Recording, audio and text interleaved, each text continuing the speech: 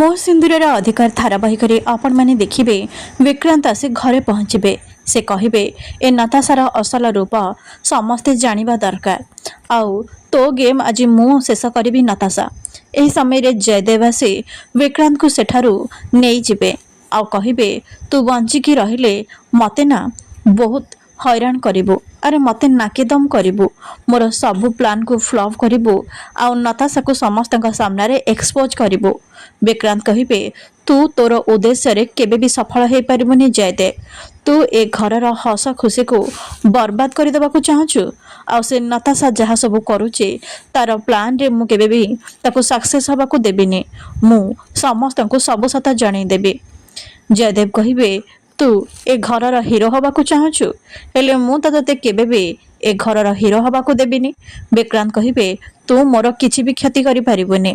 ଏପଟେ ରାଗିଣୀ କହିବେ ଡୁଡୁ ଏବେ ତୋର ଆଉ ବିବେକର ଏନଗେଜମେଣ୍ଟ ହେବ।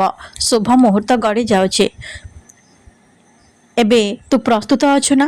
ଏହାପରେ ମୁକ୍ତି ବିବେକ ଓ ନତାଶାଙ୍କୁ ବନ୍ଦାପନା କରିବେ ଆଉ ନତାଶା ୱେଟରକୁ ପାଣି ଆଣିବାକୁ କହିବେ ଆଉ ଜାଣିଶୁଣି ଗ୍ଲାସରେ ତାଙ୍କ ହାତକୁ କାଟିଦେବେ ଆଉ ସେଠାରୁ ଚାଲିଯିବେ। ରାଗିଣୀ ଭାବିବେ ମୁଁ ତୋର ସବୁ ପ୍ଲାନ୍କୁ ବୁଝିପାରୁଛି ଡୁଡ। ମୁଁ ତୋତେ ବଢ଼େଇଛି, ତୁ କେତେବେଳେ କ'ଣ କରିବୁ ତାର ଅନ୍ଦାଜ କେବଳ ମୁଁ ହିଁ ଲଗାଇ ପାରିବି।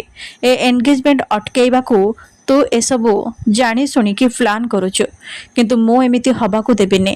ତୋ ହିସାବରେ ଆଉ କିଛି ବି ହେବନି। ତୁ ଯଦି ସତରେ ଆମ ସମସ୍ତଙ୍କୁ ଧୋକା ଦେଉଥାଉ ଆଉ ମେମୋରି ଲସ୍ ହେବାର ମିଛ ଆକ୍ଟିଂ କରୁଥାଉ ନା ଡୁଡ, ତାହେଲେ ତୋ ସତକୁ ମୁଁ ସମସ୍ତଙ୍କ ସାମ୍ନାକୁ ଆଣିବି।